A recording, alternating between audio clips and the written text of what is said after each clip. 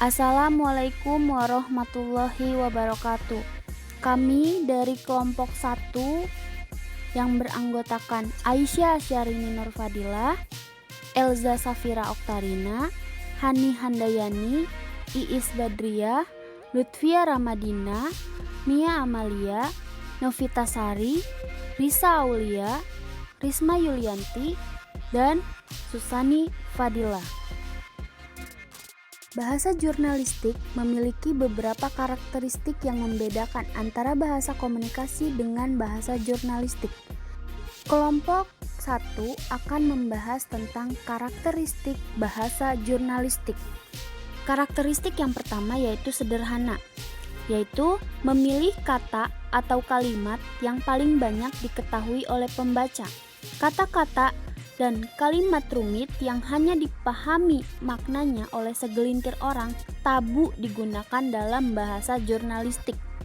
Yang kedua, singkat, langsung kepada pokok masalah.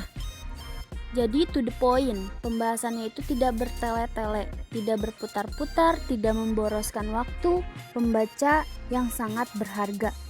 Yang ketiga, padat, memuat banyak informasi penting dan menarik.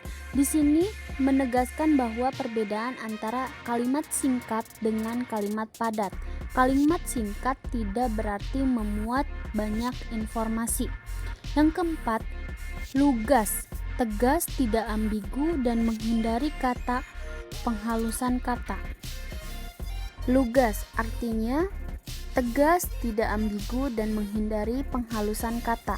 Kata yang lugas selalu menekankan pada satu arti yang menghindari adanya penafsiran lain terhadap arti dan makna kata tersebut. Karakteristik bahasa jurnalistik selanjutnya yaitu jelas. Jelas berarti mudah ditangkap maksudnya dan tidak kabur. Jelas di sini mengandung 3 arti, yaitu jelas artinya, jelas suasana kata atau kalimatnya sesuai dengan kaidah subjek, objek, predikat, keterangan atau biasa disebut dengan SPOK, dan jelas sasaran atau maksudnya. Jernih. Jernih berarti bening, tembus pandang, jujur, tulus, tidak menyembunyikan sesuatu yang lain yang bersifat negatif seperti prasangka atau fitnah. Menarik. Bahasa jurnalistik harus menarik.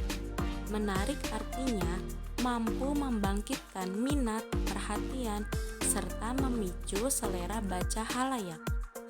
Bahasa jurnalistik berpijak pada prinsip menarik, benar, dan baku. Demokratis. Salah satu ciri yang paling menonjol dari bahasa jurnalistik adalah demokratis. Demokratis berarti bahasa jurnalistik tidak mengenal tingkatan, pangkat, kasta, atau status sosial dalam pemberitaan. Bahasa jurnalistik memperlakukan siapapun secara sama. Populis.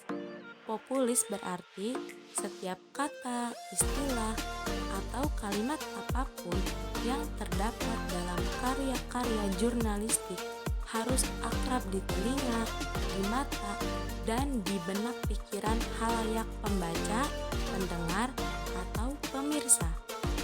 Bahasa jurnalistik harus merakyat, artinya diterima dan diakrabi oleh semua lapisan masyarakat. 10. Logis.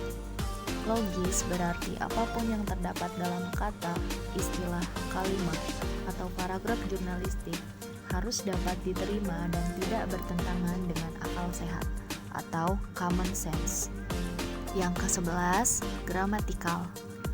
Gramatikal berarti kata, istilah, atau kalimat apapun yang dipakai atau dipilih dalam bahasa jurnalistik harus mengikuti tata bahasa baku.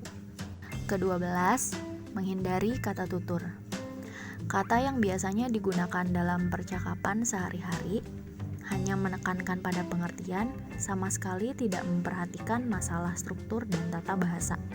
Ke-13, menghindari kata istilah asing, yaitu Berita yang diselipi kata-kata asing selain tidak informatif dan komunikatif juga sangat membingungkan. Ke-14, pilihan kata, diksi yang tepat. Yaitu bahasa jurnalistik sangat menekankan efektivitas.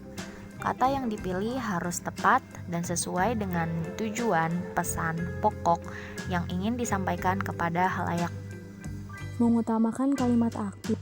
Kalimat aktif lebih mudah dipahami dan lebih disukai oleh halayak membaca daripada kalimat pasif.